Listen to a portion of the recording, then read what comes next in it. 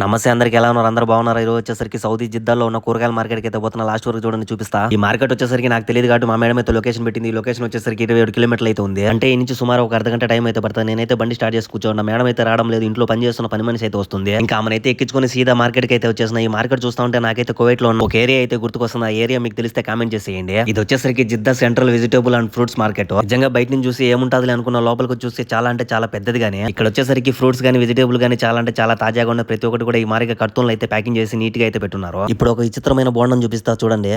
Coconut చూసారుగా, అది కొబ్బరి బోండం అంట. ఈ మార్కెట్ బయట నుంచి చూస్తే జనాలు కుప్పలు కుప్పలు ఉంటారు లోపల అనుకున్నా, కానీ ఇక్కడికి వచ్చి చూస్తే జనాలు మాత్రం లేరు, కానీ అంగళ్ళు మాత్రం దండిగా ఉన్నాయి. ఇంకా ప్యాకింగ్ చేసిన ప్రతి ఒక్క దాని పక్కన ఈ విధంగా అయితే రేట్లు అయితే వేశారు. 10 రియాలు, 5 రియాలు, 25 రియాలు, 30 రియాలు అని. ఇంకా ఇక్కడ తీసుకున్న సామాన్లన్నీ కూడా పెట్టుకొని తోసుకోవడానికి అర్బాన్లు అయితే పట్టుకొని చాలా మంది అయితే ఇక్కడ జనాలు అయితే తిరుగుతుంటారు. ఇంకా మేము తీసుకున్న సామాన్లు అయితే ఇవే అనమాట. ఇవన్నీ తీసుకోవడానికి ఇబ్బంది కాబట్టి మేము కూడా ఒక అర్బాన్ అయితే తీసుకొని ఆ అర్బాన్ లో సామాన్లన్నీ పెట్టుకొని రిటర్న్ అయితే ఇంటికి అయితే బయలుదేరేసాము. నాకు కూడా కొన్ని సామాన్లు ఇచ్చారు, అది నెక్స్ట్ వీడియో